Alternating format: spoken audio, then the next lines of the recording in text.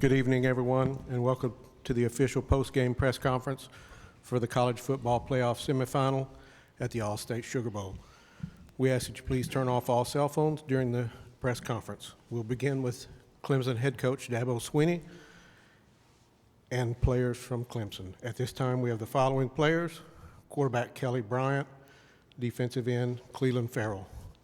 We'll begin with Coach Swinney and a brief opening statement, and then open the floor for questions.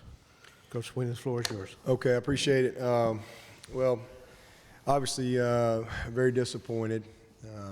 We came here to win, and just incredibly, disappointed in our performance. But credit goes to Alabama. Congratulations to Alabama. They were the better team today, no question about it. And we had opportunities, just really had awful field position the first of the game. I think their first three possessions were right around the 50. Kickoff return, our punting.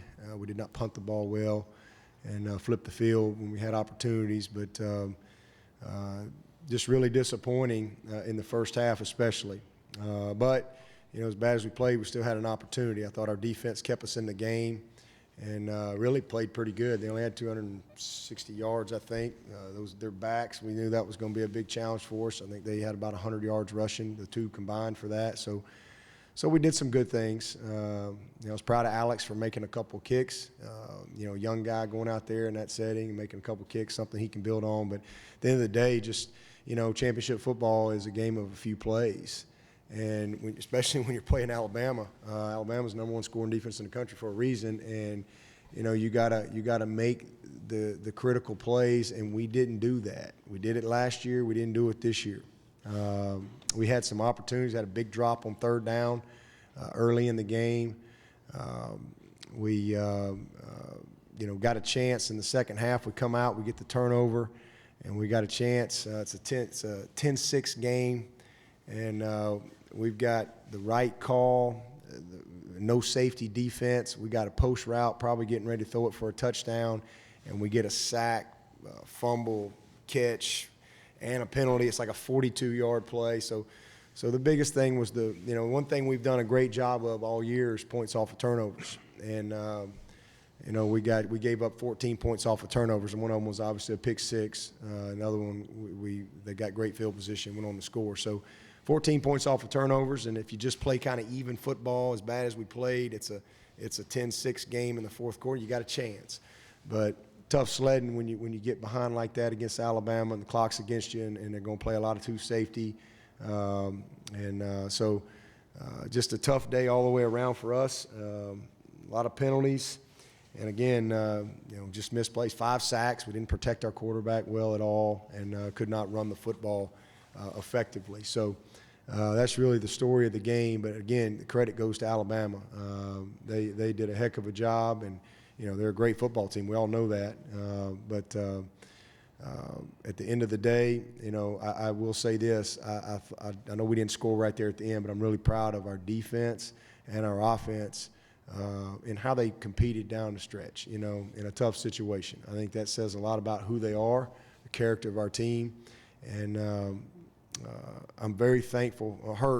It's a very disappointed locker room, but I'm very thankful for our seniors. These guys. I mean, this was a team. Nobody picked us to be here this year. This is a team that went to their third playoff in a row, their third ACC championship in a row. They won 50 games in their career, 40 in the last 3 years. So I'm very thankful for my seniors. They didn't end the way I wanted it to or the way they wanted it to, but this is a great group of young men that I'm going to miss deeply. And but we'll bounce back. We'll learn from it. For us, it's always about what's next. And, this is a disappointing end to a good season, 12-2, 12-win season, another ACC championship, and another playoff opportunity. And the lesson is, again, championship football is a few plays and a very small margin for error, and you got to be able to run the ball effectively and take care of the ball. And we didn't do those things tonight. And you're not going to beat a good team like Alabama when you don't do that, especially some of the mistakes that we had in the special teams as well. So with that, I'll take your questions. I will say this, too. I'd like to thank the Sugar Bowl people.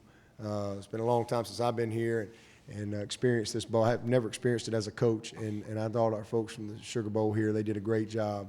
It was a great experience for us this week, and hopefully we'll have an opportunity to get back here sometime in the future. Front row, center. Hi, Rick Bedell, Charlotte Observer.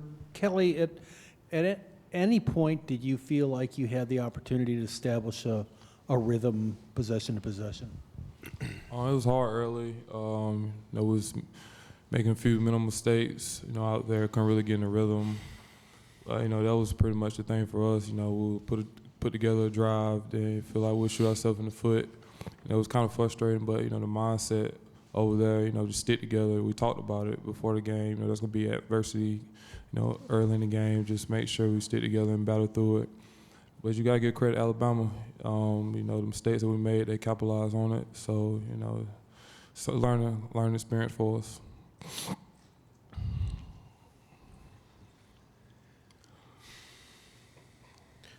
Center in the middle.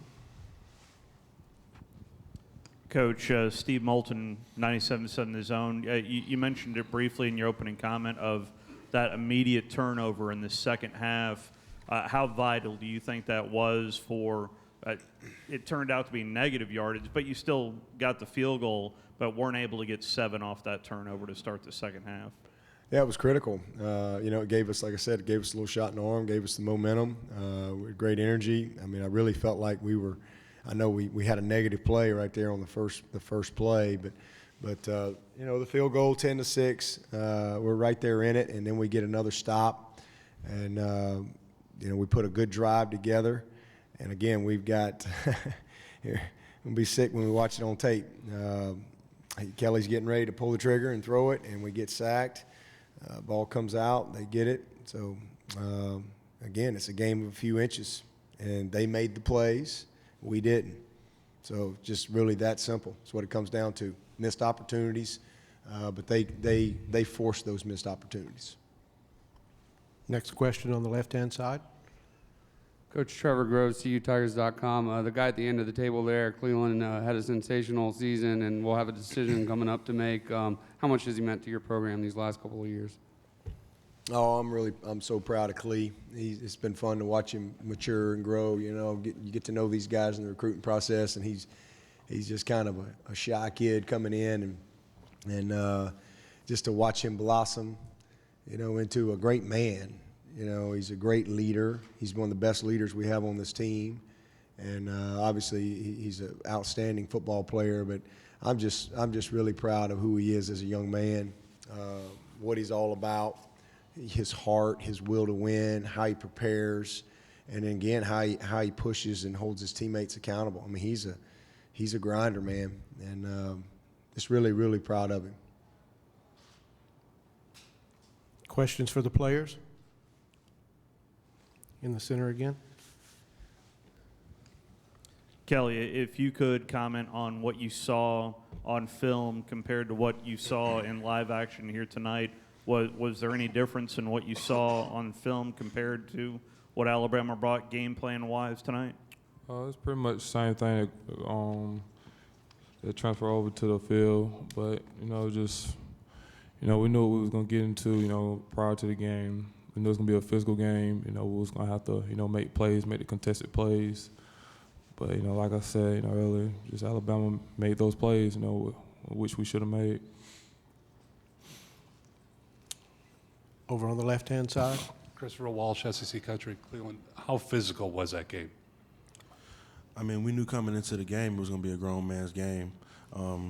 But, I mean, we didn't really feel overwhelmed because we understood what we were getting into. I mean, we played in this game, the past 2 years, and we understand how physical of a game it was going to be. Like we said, man, the game was going to be won and lost in the trenches. And as a team, we just feel like we didn't do a joint effort together to come out with the W, and the scoreboard showed it. Further questions? Again in the center. Coach Sweeney, you mentioned in your opening comment that not many people were predicting you guys to come back here to the playoff, third straight year. Ultimately, how would you like this team to be remembered? You know, they had a heck of a season. I mean, it didn't end the way we wanted it to.